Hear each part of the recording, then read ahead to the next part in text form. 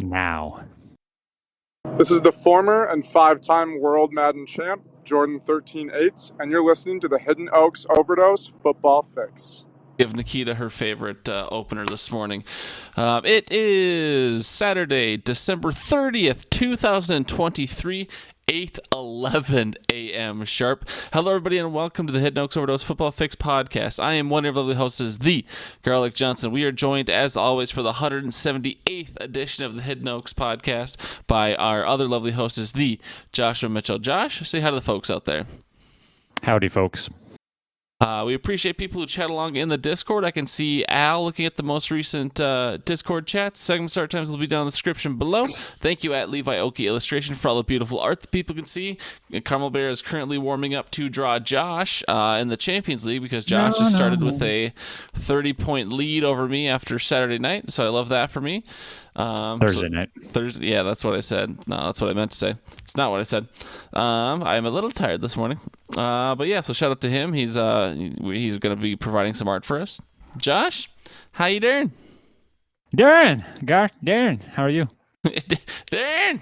No, I'm doing all right. Yesterday was one of those. So I took most of the week off. I think I only worked one day this week. So I got a bunch of errands I needed to run. I think I got everything done on my list except for an oil change. I still need to get an oil change, but I don't drive very often, so it's not that big of a deal. But I just had one of those really productive couple of days where, you kind of clean your entire space and you do some of the cleaning you probably should have done more regularly over the past 6 months and you didn't do. And so just some personal achievements in the week between Christmas and New Year's that doesn't really exist for most corporate jobs. You just kind of don't do shit. Most of the bosses are off. All the people are off. So I was like, you know what? I'm going to start using my PTO this time of the year. And so I just did a bunch of shit. Yeah. Well, what have you been up to in the last couple days, Josh? I know last time we heard from you was a solemn day. Yeah, so yesterday was my grandpa's funeral, so I didn't work yesterday. Went to that, saw family, then came home and just kind of did some things out in I cleaned up the garage a little bit, put the lawnmower in the shed. But yeah, overall, yesterday was a good day. Just, sharing memories and things like that. So I did speak. My cousin gave a eulogy, and then other cousins, if they so chose to, they could speak. And so I did speak as well. And then, yeah, other than that, Thursday night, had the football game, watched part of that. Had a bunch of mixed emotions. You had said that Carmel's already warming up his drawing hand from me. But I just want to point out that there's still plenty of game, Gar. I only had 2 people going. And you made that comment, and I think that between those 2 people, they had scored an additional 3 points after you had made that comment. So whatever voodoo magic you got going, it's working. Yeah, and also you haven't even told me what you want Carlmer to draw for you yet. Not that you should say it live on the pod, because it can be a surprise for the people. But if you don't tell me something, I'm just going to tell him something. You're probably not going to like as much as what I tell him to draw. So you better start thinking fast, son. You've been dodging I'm just my trying texts. I know, but it's been one of those weeks, So I think that I have a perfect excuse. Yeah. And so I've got a few different ideas. It's just I don't know how much I want to give him, because I don't want him to think, wow, this guy's trying to milk me for all I'm worth. So I figured, yeah. I was thinking a Godzilla approach where he draws all of the people in the league and I'm just stomping over you guys with my New Balances. Yeah. But yeah, but I haven't decided. I'm still kind of, I got some ideas in the hopper. All right. Well, you better decide fast, because we want that turnaround to be quick. We want that art to be enjoyed as fast as we can. Are you ready for the show, big dog? Ready for some starts and some sits? Yeah. All right. How did we do last week? Yeah. Last week we did. It was very whelmed. Gar, you and Walters went 1 out of 5. I went 3 out of 5. So I had the better numbers, but the overall kind of 3-point difference. Yeah, the whole difference is in points. You had a positive 4. I had a positive 6.9. Walters had a negative 5.1. And Walters so it was. Yeah. But overall on the season, you were 26 out of 75, which is approximately 90%. give or take. Yeah, For exactly. minus 90%. 39.45. Yeah. I am 28 out of 75 with a positive 37. And then Walters is 19 out of 50 with positive 77.55. Moving into this week, Gar, it looks like you would come up with quite a few. And the first one, you're throwing us through a oval here. Instead of 3, we've got 4 names. And so, wait a second. No. Yeah, that's 4. Okay. For a second, I was like, am I going to be helping you with your No, Champions I don't League? think any But of these it's are not. in the Champions League. So Yep. So for quarterbacks, we've got Jake Browning versus Kansas City, Baker Mayfield versus New Orleans, Derek Carr versus Tampa Bay, and Kyler Murray versus Philadelphia. yeah, so I think I have this exact choice in 2 different championships. So it makes it a little bit more compounding, and there's a good chance I diversify, honestly, where one league has one quarterback and another one has another, just so I don't put all my eggs in one basket. But looking at it, like Jake Browning came off the bench hot is how I'll put it, and he had two good weeks back to back, and then versus Minnesota, he did okay, and then versus Pittsburgh he just recently had his worst week, and then he's playing one of the tougher defenses in the league. I know KC has been reeling lately, but their defense has been holding up. It's not like they've been getting blown out, they've just been performing poorly. But Jake Browning probably won't perform well again, but he has done well recently, so it's tough to say. Baker Mayfield, on the other hand, he's had 20 points or more the last 3 weeks, just about, and he's playing division rival New Orleans, so those games are a little bit tough. I mean, their defense is supposed to be good, but at the same time, it's like division rivalries are a little bit different. Earlier this year, when he played New Orleans in week 4, he put up about 23 fantasy points, and that was in New Orleans. You think he'd do a little bit better at home. It's tough to say again. Derek Carr on the other side of that coin, he's had a hot last 2 weeks, and the Tampa Bay defense is supposed to be softer for the quarterback. So could we see Derek Carr put up 20 more points? And then Kyler Murray, kind of the dark horse. He's questionable. But last week he put up, 20 fantasy points. He had two touchdowns, 230 yards. I'm trying to see. It doesn't look like he had any rushing touchdowns last week, but the 3 weeks before last week he had a rushing touchdown in each game. Or no, I'm sorry, I'm looking earlier in the year. I was scrolling too much. But anyways, so Kyler Murray is probably the darkest horse, especially with being questionable. Right now I'm leaning between Mayfield and Carr. That's a little bit racist because he is the darkest of the 4 names. You know what? I'm not sure that is racist, Josh, but that is a factual statement that you just made. He is the darkest horse, also the shortest horse. So yeah, I'm probably leaning between starting Mayfield in one and starting Carr in the other. But if I had to pick just one, I don't know who I'd pick. Maybe Carr, but it's a tough decision. But if I have to pick one, I'll pick Carr, I guess. All right. So if you're going with Carr, I'm going to go with Mayfield on the opposite side of the ball, just because Mayfield, they've been letting Baker bake down there in Tampa, and I'm a big fan of the Mayfield guy. So, yeah. All right, Walters. Do you like Jake Browning, Baker Mayfield, Derek Carr, or Kyler Murray? Let's let Baker bake. Oh, no. All right, so I got to make sure I don't start Mayfield in either league. Yeah. Josh, we will move on to the running back position. This one is brought to you way of the Hidden Oaks Redraft League, where I lost Josh Jacobs just last night. I guess he's listed as doubtful technically, so I've dropped him in 2 leagues. If he plays, it'll look really silly, but assuming the doubtful means out, we have Zamir White, who I picked up. He's playing versus Indianapolis. We have David Montgomery playing versus Dallas, or we have Raheem Mostert playing versus Ballas, aka Baltimore. And so, Mostert and Montgomery are playing tougher defenses. Montgomery and Mostert also found themselves in timeshares, where Zamir White last week broke out a bit as Josh Jacobs was out.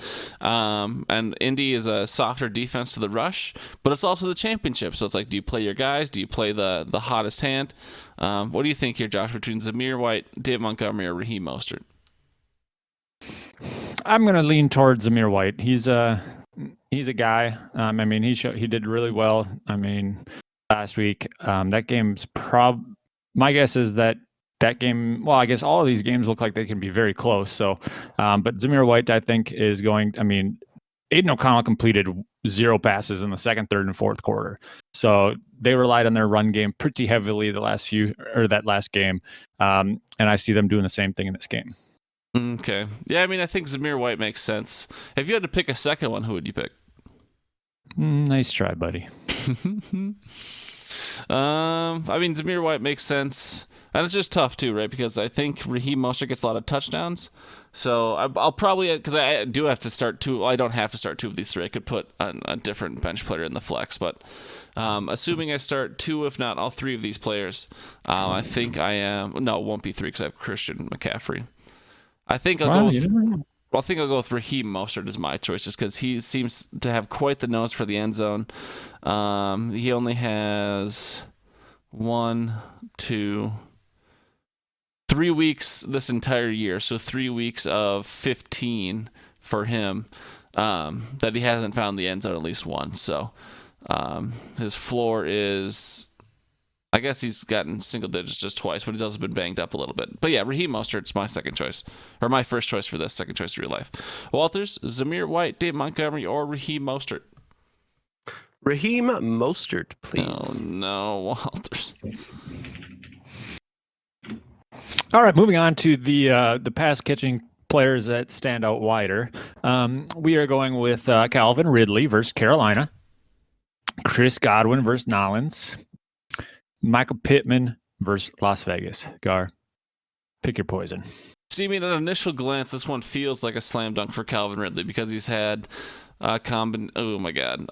Last 4 weeks he's had 21, 33, 42 targets. But then you learn Trevor Lawrence is out this week. So do we think, I don't even know who the fuck their backup is off the top of my head. CJ Beathard. Oh, CJ Beathard. So it's like, okay, well, do I want to play Calvin Ridley with CJ Beathard out there? Probably not as much. Then Chris Godwin, he's had, he's wide receiver 34, more average season for him. Last 3 weeks, he has had a lot of targets, though, 11, 12, and 10. And then Michael Pittman, he's missed. He got knocked out of the game 2 weeks ago against Pittsburgh. Most people saw that. I believe it was a primetime game, and then he missed last week at Atlanta. He's questionable play right now, so obviously I'm assuming he plays at the moment. But I don't know. It's tough, man. Calvin Ridley has been really hot in targets, at least. Chris Godwin similarly hot in targets, but playing a tougher defense. And then Michael Pittman, he's had an obvious connection with Gardner Minshew all year long, but how healthy do you think he is? Is he on a snap count or something like that? So if I'm forced to pick one, I guess I go with Godwin. Unless I hear like Pittman's 100%, which I don't think anyone's 100% in week 16 or week 17, but I'll go Godwin. Josh?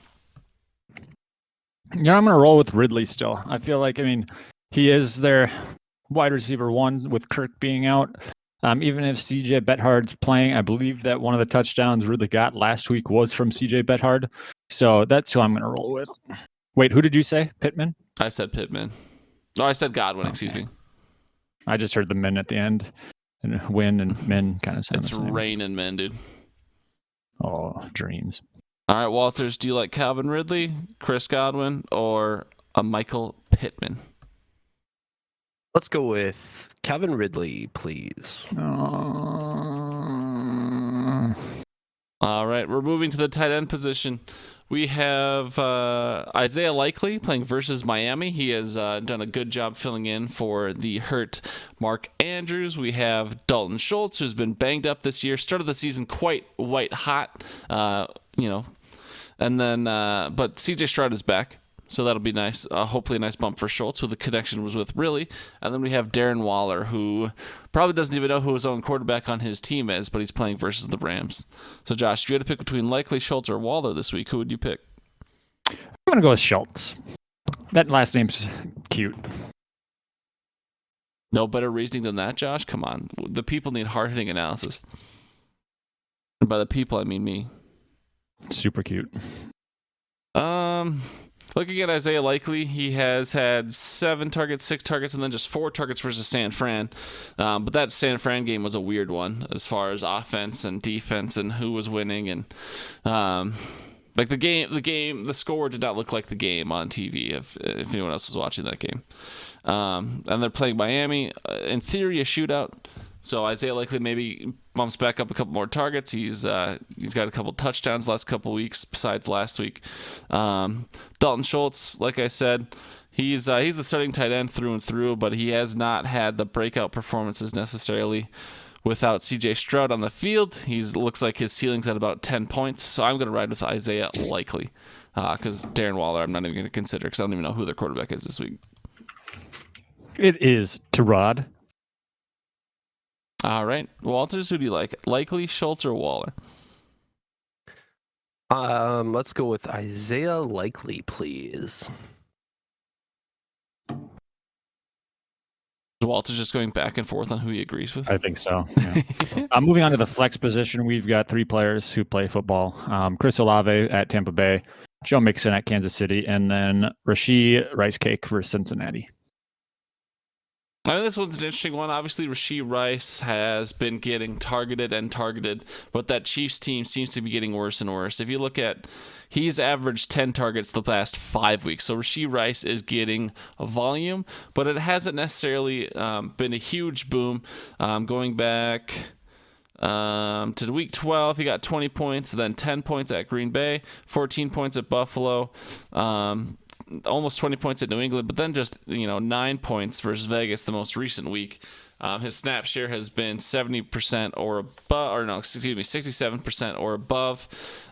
He's going to be on the field. He's the wide receiver 1 or 2 on that team, depending on how you want to argue things. But he's getting a lot of volume, if that's something you want to rely on, if that's a metric you like. Joe Mixon, he did well as soon as Burrow went away for the season, but now he has been getting worse and worse each week. He had 26 points, then 20 points, then 14 points, then 8 points, and playing KC again. They're supposed to be softer on the run, and this is a big rivalry game at this point. The Bengals and the Chiefs have a big rivalry, so Zach Taylor might come out with some creative plays to get some of his ballers the ball, but I don't know if Mixon's a stock I want to touch right now. And then Chris Olave, when he's healthy, he's doing pretty good. He's had a couple dud weeks this year, but he's wide receiver 18. Last week, he put up almost 19 fantasy points. He had 9 targets. Again, they're playing a division rival this week. I do know a lot of those points last week were in garbage time for what that matters. I believe the Rams went up hot and heavy early, and then Derek Carr was like, you know what? I can do this now that it's the 4th quarter and we're down by 20. At least that's what I'm told. But Chris Olave is a good receiver regardless. If I have to pick one of these guys, I think I'd pick Rashee Rice just from the volume standpoint. But Chris Olave would be my second choice. Joe Mixon is definitely out for me. But yeah, Rashee Rice. Josh, what about you? Rashee Rice. Oh, man. Walters? Rashee Rice as well.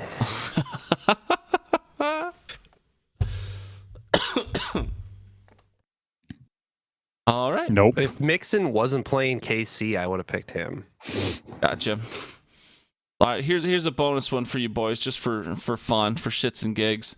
What about Raheem Mostert? This is a running back one. Raheem Mostert or Derrick Henry versus Houston, or Joe Mixon versus KC? You said you're low on Mixon already, but Mostert, Henry, or Mixon? Mostert. Oh, okay. Interesting. No one has faith in Derrick Henry anymore. Whoa, dude. Chill, dude. All right. Josh, looks like neither of us did a FanDuel bust of the week, and that's totally fine. We can just skip that this week. Who cares? We can focus on that next week, because next week we'll be looking at the last week of that. If we still do a Saturday show, which I guess we haven't discussed yet, we can figure that out. But moving on, Josh, to the weekly preview. Are you at all interested in going through your championship matchups and just saying how they look or how you're feeling about them? Otherwise, we can just talk about the NFL week in general. But I thought since it is championship week, to do at least a brief preview might be nice. Don't have to go through player by player if you don't want. But it's also something you don't have to do. But well, we are going up against each other in one of the leagues, as we've alluded to, which is the Champions Branch Out League. And so that is, we could talk a little bit about that. I want to get on record saying that the Cleveland Browns defense recovered a fumble and they haven't been granted points in Sleeper yet.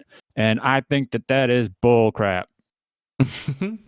Have you gone to see if Sleepers put out a tweet or something about that?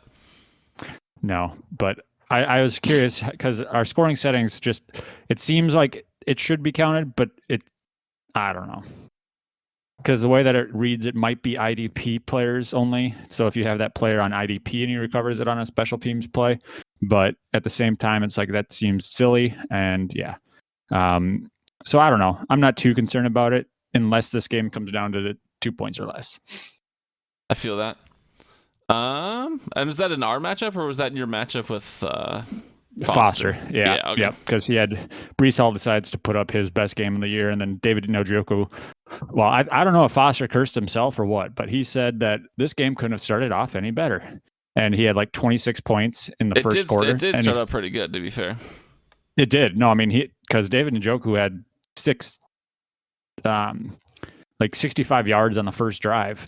And then he finished with 134 and a fumble. So he did kind of fall off immediately after that first drive. And then Brees Hall had a touchdown on their first drive.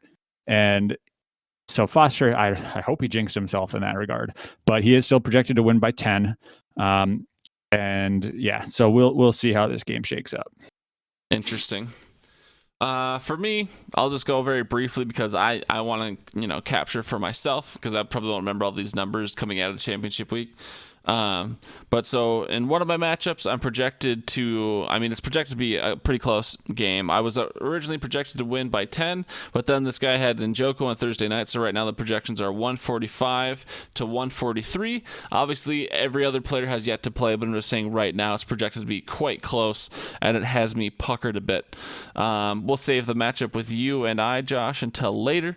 Moving on to the Guillotine League. I'm currently projected to win the Guillotine League, but again, there's a lot of matchups yet to play, but I did have the strongest week 1 because it's a 2-week finals, so that makes me feel nice and warm and fuzzy on the inside.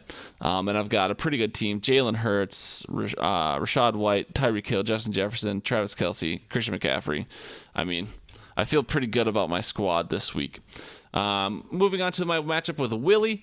I'm currently projected to lose by 1 point. Again, that doesn't mean that much. Everyone has yet to play. I didn't get browned or Brees Halled by Willie, which was nice. At least I'm not going out of Thursday night into doom and gloom. But I have some of those tough matchups. I have Dave Montgomery at Dallas. I have Raheem Mostert, who's currently questionable, at Baltimore. And so, I'm probably going to plug in Zamir White somewhere, but it's tough because Raheem Mostert and Dave Montgomery definitely carried me all the way here, and then if I bench him and they do well, that's going to make me feel really silly. But currently projected to be quite the dead heat versus one Mr. Wilbert Schultz.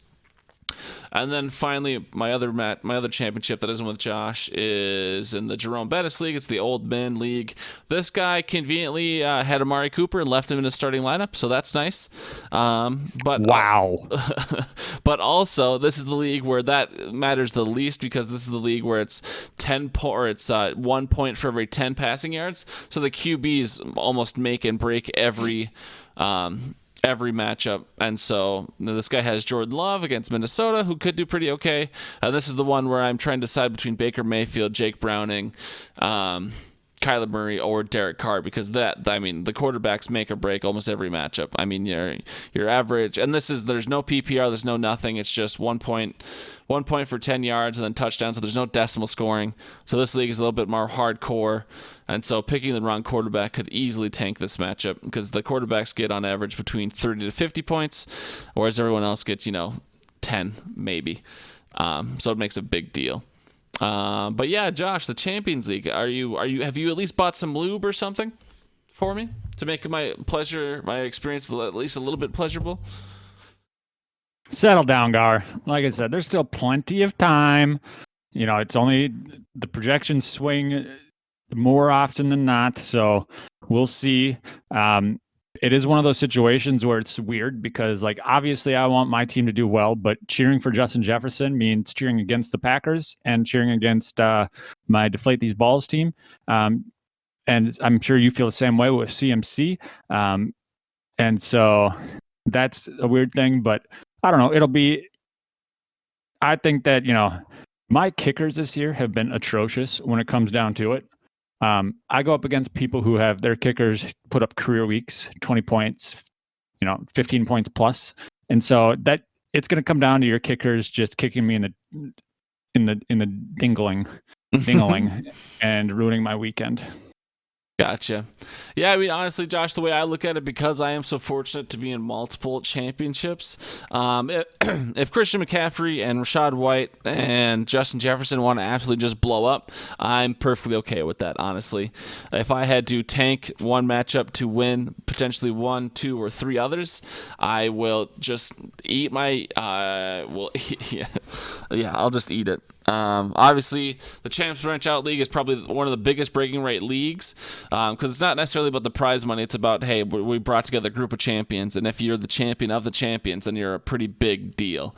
And so, this is probably, it's got to be tied with the home league, right? It can't be more important than the Hidden Oaks League, because I've never won that one. But this is definitely the second biggest breaking rates thing for me on the weekend. I think I care more about the money going into this weekend, but maybe that's going to cost me and I'm going to lose all the matchups. But I've kind of already decided for myself internally that if I had to lose the Champs Branch Out, which it makes it easier to swallow when you put up 50 points on Thursday night. So, for me, if some of your guys could go off because they're on my teams elsewhere, I'll take the L. I've already lost Cortland Sutton and Josh Jacobs. I've dropped them, so it's either Romeo Doubs in my flex or Josh Downs or maybe Dalton Schultz. I'll play a second tight end because Travis Kelce stinks anyways. I've already resigned myself in this league, but I understand the projections are what they are, but you're projected to beat me by 25 or by 24, 23, and you already have 50 points in the bank out of 2 Browns players. So I would feel pretty happy if I were you, Josh. I know you don't want to. I know you don't believe in it. You're constantly trying to do the reverse psychology or the I stink, or, you admit defeat a million times before you'll ever say anything nice about yourself, but just to protect yourself probably. But you've got this one in quite the advantageous position at the moment. I can't wait for you to have gone through that just long speech. And then on Tuesday, go, I knew I won. I knew I'd be the winner when you finally beat me. See, there it is, Josh. You're just trying to protect yourself again. But yeah, so that's fun. What about the regular games, Josh? Obviously, Vikings-Packers is staying on Sunday night, is staying on New Year's Eve. Are you gonna come? To the last hurrah at Donnie's? I wasn't invited. Yeah, you were. Nikita was for sure. I don't know if your Facebook's still active these days, but I know Nikita, because I went out of my way to tell Jamie to, hey, invite Josh and Nikita, because I made sure you guys, I looked at the list and you guys were on it, but I was like, hey, make sure they know. So Nikita's on the list for sure, and I don't know if you have, I don't go on Facebook ever, so I don't know if your Facebook is active or if you even have one. I have one, but I barely go on it. I don't know. It kind of depends. Asher's got a little bit of a coffee cough.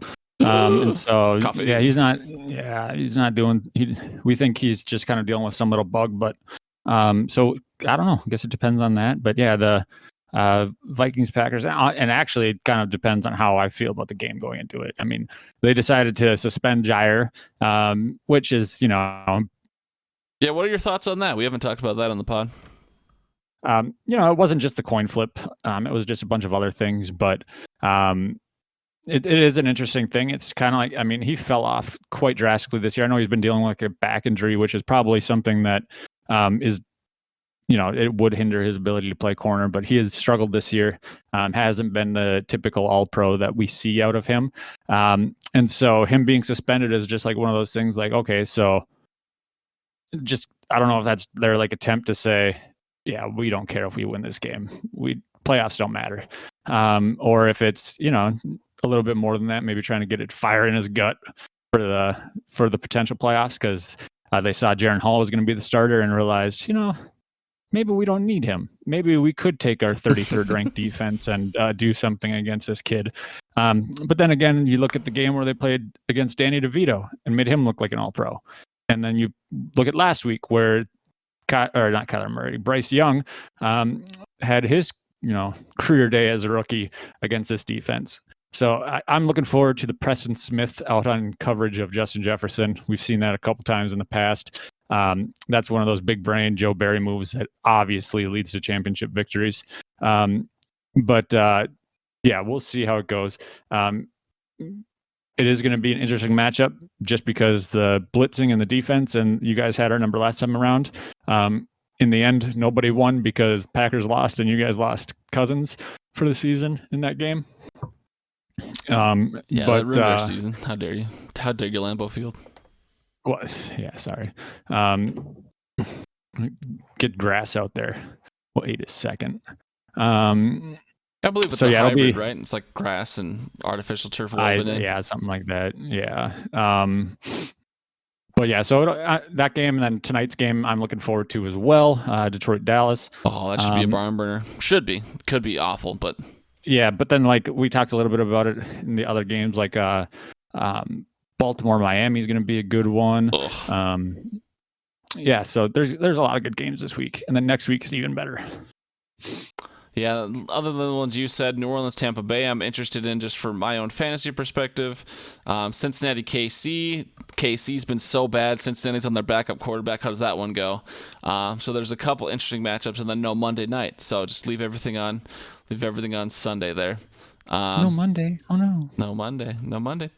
But yeah, Josh, it should be an exciting week of football. Walters, I will give you 30 seconds if you'd like to talk about anything you're excited for this weekend. Could be football or not football. Zombies. Yeah, we figured. All right. Well, that's fine. I mean, Packer game is going to be interesting. This will be interesting to see what Jaren Hall brings to the table. I'm not going to get too excited if he does well or if he does poorly, since this is going to be his second start, but hopefully he'll be able to play longer than a series what and a he half did last time. Yeah. So just gonna sit back, observe, and just whatever happens. It's all good.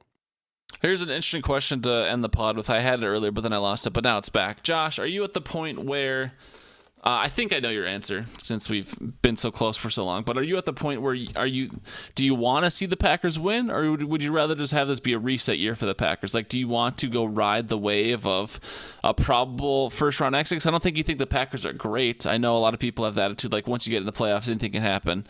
But I don't think you have Super Bowl aspirations for this team. So kind of with where they are and the potential locker room issues with Jair and all these other things, like what do you want the Packers to do? Would you rather see them win? Would you rather see them lose? Kind of where are you at in the season? Where's your mind at? Where's your heart at? Well, I want to see them win. It's, I want to see them put something together, put a product on the field that's, exciting for next year. Jordan Love, I think he's been very solid. He's had, his bumps and bruises for a first-time starter this year, but overall, I think that, as far as expectations go, he's hit most of them and exceeded some. Just his command at the line of scrimmage has been great to see. I want it to be a game where Jaren Hall obliterates our defense, but we come out with a win. And I wake up on New Year's Day and it's a new year in Green Bay with no Joe Barry. Ooh, that's possible. We'll see what happens. But with that, I will apologize to Nikita. I know we started late, and then I went over a couple minutes here. I know you guys like to do your grocery shopping, and you like to keep somewhat of a schedule on Saturdays. So I'm sorry we went late, but we will get the heck out of here now. Walters, thank you so much for your contribution. Josh, thank you as well. This is it. We're going into the championships. This is our last, in theory, our last preview of the year. Josh, I guess you and I can discuss what kind of we want the podcast to look like going forward. If we want to just, cut it off after we do Tuesday night or whatever, or if we want to keep going through the playoffs just for a fun discussion, at least one of the shows, if not both. So, but we will get out of here. We appreciate everyone so much. If you're in the championships, good luck. If you're in the third place games, good luck. Anyone who has anything on the line, we wish you well. We love you, and we will see you next year. Goodbye, everyone. Go Packers.